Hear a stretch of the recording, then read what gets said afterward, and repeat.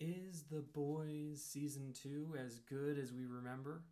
The short answer is yes, but I have more specific thoughts, which I will not go into without giving you a warning that this is going to be a spoiler review. Before I get into my specific thoughts, if you're interested in seeing my weekly reviews of other shows, including Raised by Wolves, Lovecraft Country, and others, and I'm going to be doing weekly reviews of The Boys as well, then I highly recommend subscribing to the channel so you don't miss a thing. And if you give me a like, I'd really appreciate it. So, getting into my thoughts on the first 3 episodes with spoilers. Now, a lot of people have complained about season 2 of The Boys that it doesn't raise the bar for this show, that it doesn't take it to a new level. Now, I'm not sure if that's true or not, but I'm thankful that it's at least, in my opinion, at the level of the season of The Boys that we already had. I feel like the sophomore slump is a real thing that affects so many shows. So I'm just happy to see a show that can maintain its level of consistency, in all honesty. And I feel like this season is going to make fans of the first season very, very happy. I think a good test of a show is whether or not I'd be excited to see more seasons of it while I'm watching the current season, because oftentimes I find myself just sitting there kind of going, well, let me get through this season before I decide whether I'm interested in more seasons. But with this show, because they're playing the short game and the long game so well, I feel excited for a third season and a fourth season and a fifth, however many they want to do, because I have confidence in the team that is writing this, that they're going to be able to maintain the level of sharp writing, the commentary, the humor, and the action. Now, I have to admit, I have come to the conclusion that this show doesn't really do action scenes well. When I was looking back at the first season, I realized while there are some spectacular jaw-dropping special effects shots, especially for television, and I think it's awesome how they get to show the impact of these superhero on civilian moments in a way that basically no other movie or TV series gets to, or very few do. I still feel that there wasn't really a single action scene that I could look at and say, that was just an amazing action scene. And there were some sequences here that were really, really interesting and that I would probably rewatch, but it wasn't because they were action sequences, it was because of the intensity of what was unfolding. There's a lot of very, very horrific gore and torture moments. There was one scene in particular, and this is a good sign for the show because my wife doesn't watch a lot of shows with me, but she's willing to watch this show with me, and she does seem to enjoy it somewhat. But there was a moment where my wife just screamed, and that was the moment when, without warning, Jennifer Esposito's head exploded on screen, and the effects were, again, jaw-dropping. But again, not really an action scene, and I think there were a lot of sequences like that where a building would explode, or someone's head would explode, or someone would get chopped in half.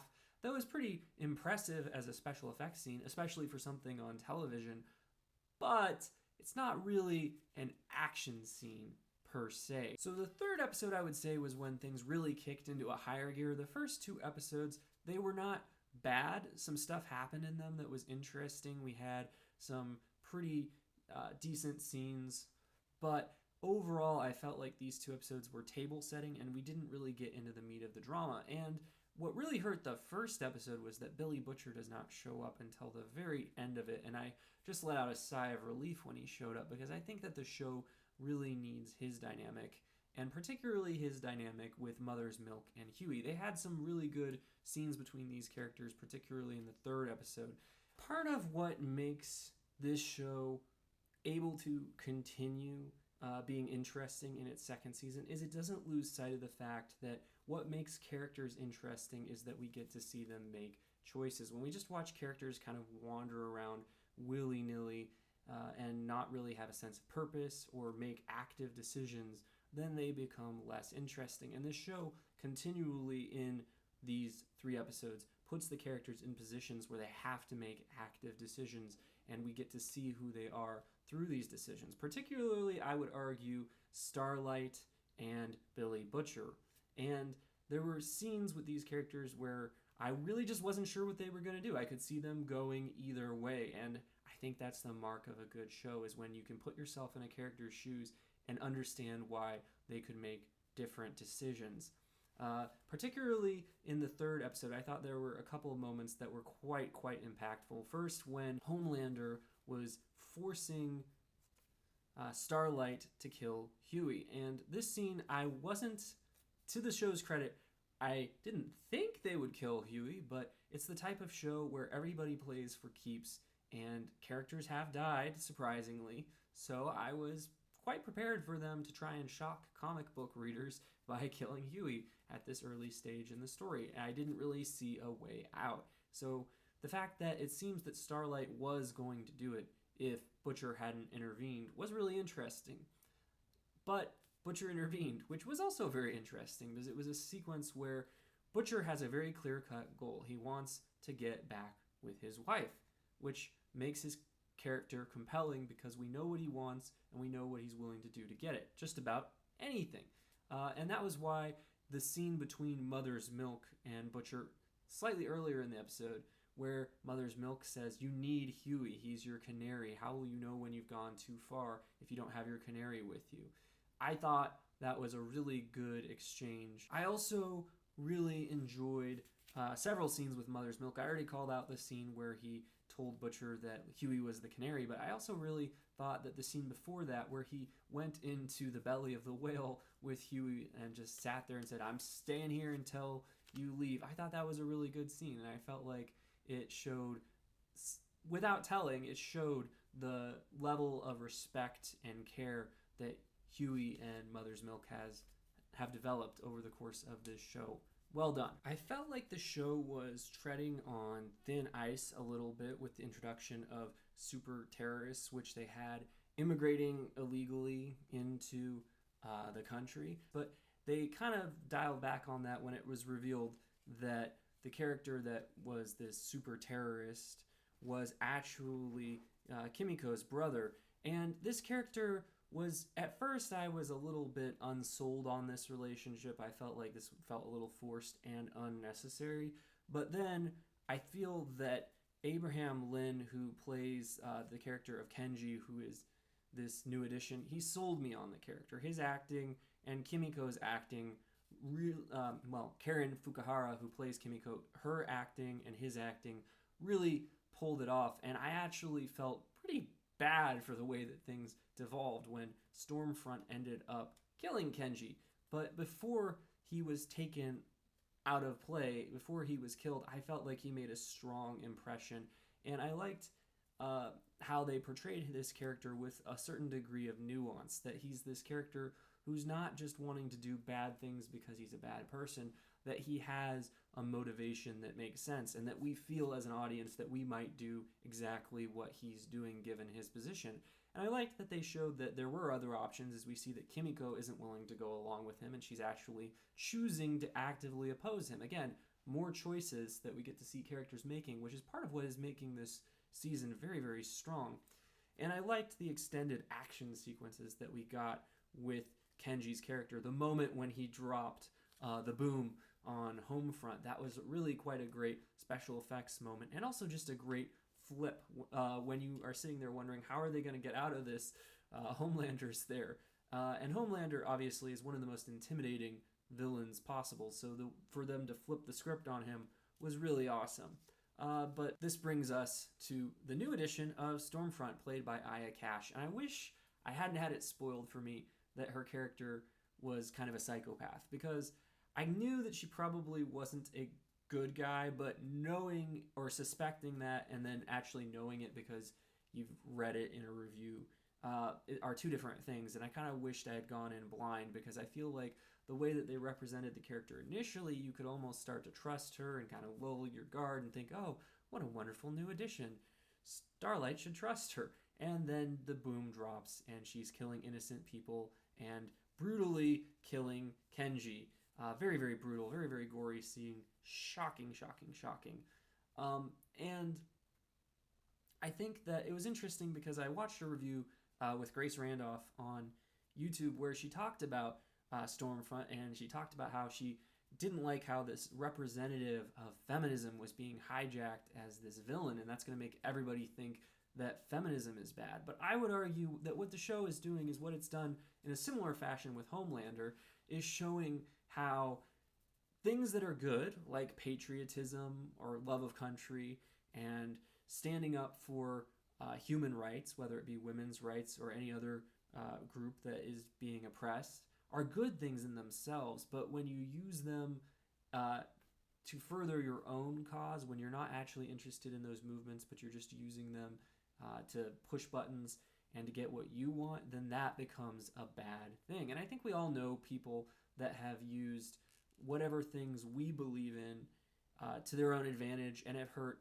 the cause by doing so. I'm a big fan of Aya Cash from You're the Worst, and unfortunately I think that she's essentially playing a variation of her character on that show. But if you haven't seen that show, this is probably a pretty good introduction to her. She's very charismatic and effortful. She talks a lot, but she's pretty funny in a lot of her jabs at Homelander. And I'm looking forward to that relationship developing. Obviously, Kimiko, as she stares at the screen at the end of the third episode, has her number and is going to come after her, and it's going to be interesting to see who kills Stormfront first, either Kimiko or Homelander. But I think it's an interesting development, this character. I am interested to see how they use her going forward within the show. And I think it's a positive sign that they can introduce this character in the second season that's as interesting as this, and a female character that in her own way is, I would argue, as intimidating as Homelander. Maybe not quite as intimidating as Homelander. He's basically Darth Vader, and let's say that Stormfront is Darth Maul. But still, I feel that they can bring in these villains for one season, potentially. I assume she's not going to be in the third season. That they can bring in these one-season villains is a good sign, because I think that's going to help to make this show interesting over the long haul. Other new addition that kind of showed up at the end of last season, but this is the first season where he's really a presence, is Giancarlo Esposito's leader of Vought Industries. And he's kind of taking the baton from Elizabeth Shue's character in the first season. And I have to admit, I like Giancarlo Esposito. I'm a big fan of his work on Breaking Bad and Better Call Saul. But he's basically just being asked to play a variation of the character he played on those shows here. And that's kind of what he did in The Mandalorian, for better or for worse. And, I think he's a very talented actor, and it's, very telling that he can stand toe-to-toe with Homelander, who is easily the most intimidating character in this universe, and that he can convincingly seem to hold any kind of power over him, although the dynamics shift by the end of the third episode. But I do feel that this character is less interesting than Elizabeth Shue's character was, and he's a little bit more stereotypical, a little bit less unique. I mentioned that the third episode was just spectacular. There were a lot of great sequences, a lot of great moments with characters being forced to make tough decisions, and I'm glad to see Huey and Butcher coming to kind of a truce again, because I do think that this is probably the most important relationship in the show, and part of what made the first two episodes less interesting was this relationship was kind of off-center. I think that this show can be relentlessly cynical and disturbing if it's not careful, and I think that it's important that they have a balance where they can have those elements, but that they also show positive elements, like the development of this relationship and the development of Starlight's character. I think that those add an important balance to the story. The sequences with the Deep in these 3 episodes, some of it was just a little too weird for me. I feel like they've gone a little too far into the crazy town with this character. They're bringing in this church that's clearly supposed to be a stand-in for Scientology, and they're going to mock that relentlessly. I'm pretty unfamiliar with Scientology, so a lot of the jabs are just going right over my head. But I kind of felt that the scene where he's talking to his gills, which is played by Patton Oswalt, that was a bridge too far to me. Too weird, and the scene went on too long. I'm sure some people probably will laugh at this, but for me it was just, like I said, a bridge too far, a little too weird. But the sequence where the Deep tries to win his way back into the group by attacking the boys, that was a great sequence. I really enjoyed the special effects. I thought that the moment where Billy decides to ram the whale. Of course, this was ruined for us in the trailers, but it was still a great moment in the show, and it kind of, again, gives insight into Billy's character because he's the only one on the boat that would think to do that. He's a little bit off his rocker, to say the least. So those are my thoughts on the first 3 episodes of The Boys Season 2. I'm really enjoying it. I'm going to be reviewing it on a weekly basis, and if you want to see those reviews and my reviews of other shows, I highly recommend you subscribe to the channel. Those are just my thoughts for what they're worth. If you're interested in telling me your thoughts, let me know in the comments. And as always, you can watch more videos right now.